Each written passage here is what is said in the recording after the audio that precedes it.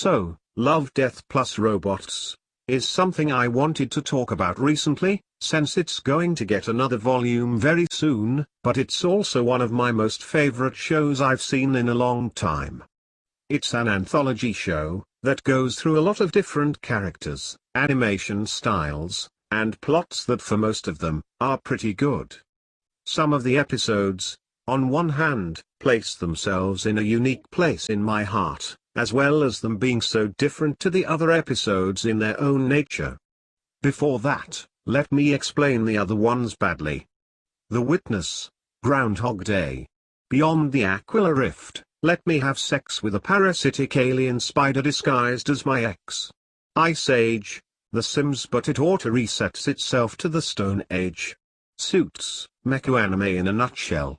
When the Yaga took over, a milk product gains sentience and goes head out to space. Sucker of Souls, Castlevania. The Dump, If the Fortnite community had a real-world equivalent. Shapeshifters, You helped us through many battles, but fuck you because you're a furry. Helping Hand, when the phrase becomes literally life or death. Fish Night, You get high you fucking die. I can keep going with this, but I want to get going with the few I didn't mention, because they're the reason I wanted to make this video, so let's get going. 3 Robots is an episode revolving around a war robot, a walking and talking baby monitor, and a fucking Alexa. The episode is pretty fun to watch, the majority of it being a bit more of a comedy, like some of the other episodes in the series. But this one stands out to me because of its ending, well, a part of it. In a small voice line, the Alexa says this when the guys are at a nuclear warhead. So this is the thing that killed them all? No. Indeed, 'twas their own hubris that ended their reign, their belief that they were the pinnacle of creation, that caused them to poison the water, kill the land, and choke the sky. In the end, no nuclear winter was needed, just a long, heedless autumn of their own self-regard. You okay? Yeah, sorry. It basically explains itself right there. The fall of humanity. If we don't change how we consume and produce, we could end up in a world of ruin. Barren. A wasteland. Nothing, but of the remains of what we used to be. A message that is also given throughout the movie Wall-E. So, the next one I wanted to talk about is by the name of Good Hunting.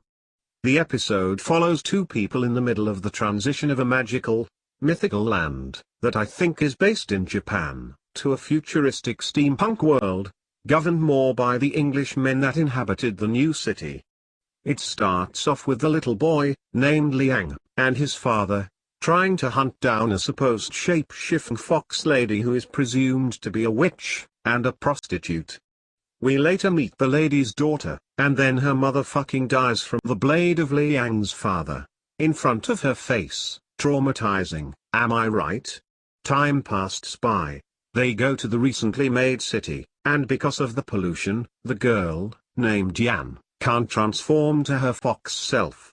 So she has to become a prostitute, just to survive in the climate of the city.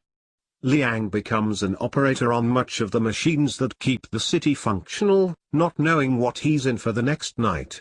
Yan went to where Liang was living insisting for help, because a man she was with at her job put her to sleep, and turned her into a fucking cyborg, because he wanted to get funky with metal, and not something made of flesh. Liang figures out how to bring back Yan's shape-shifting powers back, in a robotic way. Yan uses this to get back at what the men did to her, her body, per se, and to protect future women from suffering the same fate. This itself is a great story. I loved how the animation looked, but I also liked the meaning behind the episode. Machines can be used for horrible shit, but when the right people and the right hands get their grasp on technology, a different type of magic can be brought to life, with just metal and talented hands. Sema Blue, my favorite episode in the series so far, tells the story of a man, who wasn't really a man, seeking for meaning in his life through art, the universe, and eventually, a pool. A swimming pool. I'll explain this in a second, but we need to mention his art first. His art pieces were glorious in scale and in detail, during his search for the meaning of his life. His art pieces started having this particular shade of color in the pictures, until his artwork started becoming just the shade of blue, that he called Sema Blue. The artworks started getting the size of fucking planets. Quite literally. And in all of this, there was this reporter, in which, she was fascinated with Sema's work.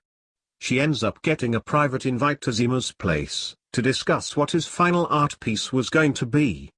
He tells the reporter that he, originally was a pool cleaner bot, created by a girl long ago, who saw potential in the bot. After she died, her family ended up adding stuff to it, modifying it to do more things, which resulted in the creation of, what generation is his model?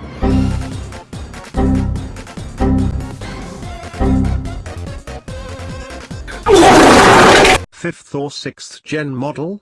I don't know, I'm not an Apple fan. He describes how he got his name, the color name of the tiles that were in the pool, as he quotes. Sema Blue, the manufacturer called it. The first thing I ever saw. Sema wanted this.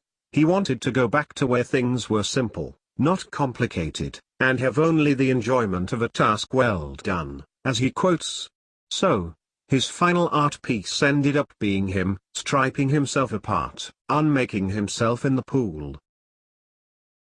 I just realized that can be interpreted sexually anyways. He reverts back to the pool bot, and returns to cleaning the pool, like he used to long ago. I guess you could say, he reset to factory settings. Honestly, this episode is definitely one for interpretation, and I'd love to see what your interpretation of this is in the comments below. These 3 episodes are only a few of this anthology show, that I highly recommend if you love the sci-fi genre. There are some episodes that seem to be the equivalent to shitposts, but there are some real gems in that little pile of rocks, depending on your taste in the genre. Other than that, that's all I have for today. This was something that I really enjoyed making, and I hope you enjoyed watching this video. So, see ya.